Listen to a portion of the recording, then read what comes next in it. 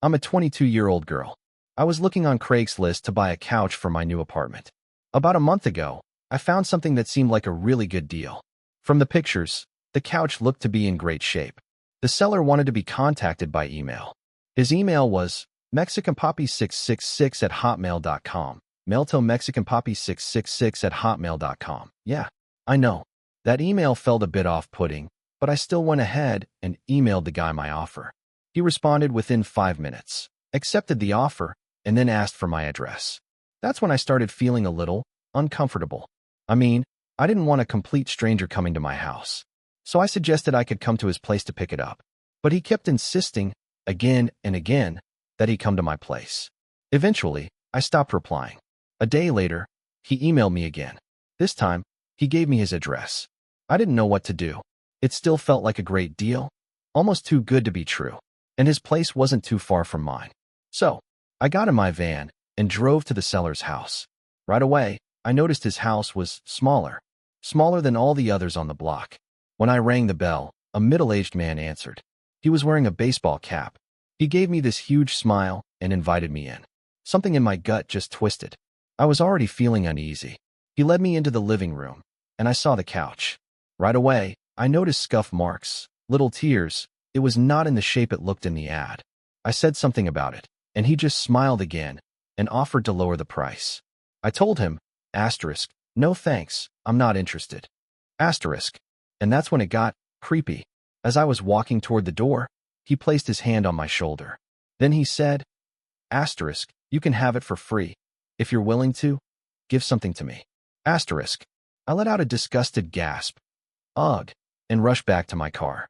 I didn't even look up. I just started the engine and drove away. But it didn't end there. That night, I was lying in bed, watching TV, and I thought I heard someone stomping up the steps to my porch. I muted the TV. I clearly heard someone messing with the doorknob. I jumped out of bed, tiptoed to the door, and looked through the peephole. But, whoever it was, they were already gone. Then I heard it. The sound of the backyard gate, opening and closing. That's when I grabbed my phone and called 911.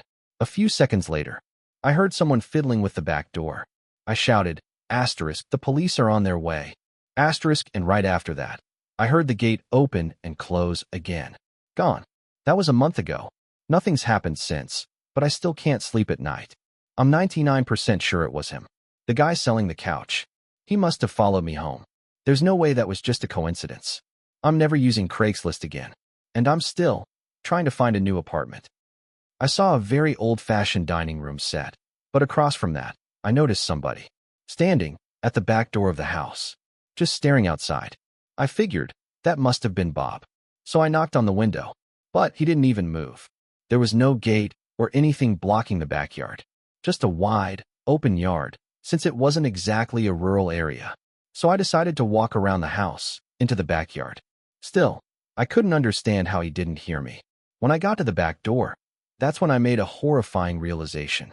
The person standing there wasn't a person at all. It was a taxidermied human being. I froze for a second. My breath just caught in my throat. Then I turned and ran. Straight back the way I came, back to my car. I didn't even process anything. I just ran. Before driving off, I looked up one last time. The blinds on the window I had peeked into earlier had been shut, but I could see 2 of the blinds bent open. Someone was standing there, watching me. You can probably guess. I had the gas pedal to the floor the entire way home. The whole situation, it still doesn't make sense. All the car parts, the fact that there was no Toyota Camry, the taxidermied human body. That man never intended to sell me anything. And that leads to the most disturbing thought of all. I was probably this close to becoming a lifeless statue, staring out of that man's back door. I was looking to buy the iPhone 5 about a year ago. Found a guy on Craigslist selling his $4,200. He claimed it was in mint condition, said he just wanted to upgrade to the 5C. Now, I didn't know much about how to check a phone properly, so I brought my little brother along. He knew way more than I did. We met halfway at a Dunkin' Donuts parking lot, around 10 at night.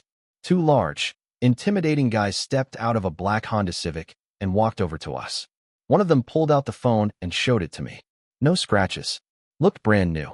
My brother popped my SIM card into it, tested it, and said, "It works." Then the guy suddenly asked for $250, even though he originally listed it for 200. I lied, told him I only brought 200 with me. He didn't look happy. Truth is, I did have 250. I just didn't want to pay more than what he asked. I figured maybe he was just testing if I try to haggle lower. So I handed him the 200 bucks. He and his buddy walked back to their car. We got back into mine. I tested the phone out a bit more, called my girlfriend, ran through the settings. After 5 minutes or so, my brother mentioned something strange. The two guys, they haven't left yet. I shrugged it off, started the car, pulled out of the lot. And right as I did, he pointed it out again. They just started their car too. Still didn't feel like a big deal. But a few turns later, I started to notice. Every single turn I made, they followed. And close, too. I tried not to panic, but my brother said, "You should pull over." Yeah, no chance. I wasn't pulling over. I knew what was happening. They were following us, and they weren't looking to talk. It got to the point where I was trying to lose them, started driving dangerously, weaving through roads. I figured if they really needed something, they'd honk or flash their lights. But they didn't. They were looking for trouble. At one intersection, the light turned red, and I did something risky. I floored it. Blew right through the red light before any cars had started to cross. My brother shouted, "Are you crazy?" But it worked. They didn't follow. We got home after a long, silent drive. My heart was pounding, but I was just glad I had a working phone, and we were safe. Later that night, everyone was asleep. My parents, my brother. I was still up, setting up the phone. Then, I heard it. The slam of 2 car doors outside. I looked out my window, and I swear my heart completely stopped. The black Honda Civic was parked across the street. I could only assume they were already halfway to our front door. I ran to wake up my dad, told him everything, fast as I could. He jumped out of bed, grabbed a baseball bat, and crouched behind the front door. Then came the knock. Loud, slow. My dad shouted, "Go away." And then one of them answered. He said he had a gun, and he'd shoot the lock off the door if we didn't open it. I froze. My dad told me to call Joe, our friend who lives 2 doors down. He's a cop. I called. Joe said, "Asterisk, I'm coming right now. Stay low, stay quiet." Asterisk. And then, the sound that still haunts me to this day. Uft. A silence shot. A bullet hole appeared in the door, inches away from my dad's head. He dove back. We all went silent. And then, we heard it. Joe, outside, shouting, "Asterisk, asterisk, drop your weapons. Asterisk, asterisk." My dad ran out to help once their guns were down. Joe arrested both of them. It was, without question, the scariest day of my life.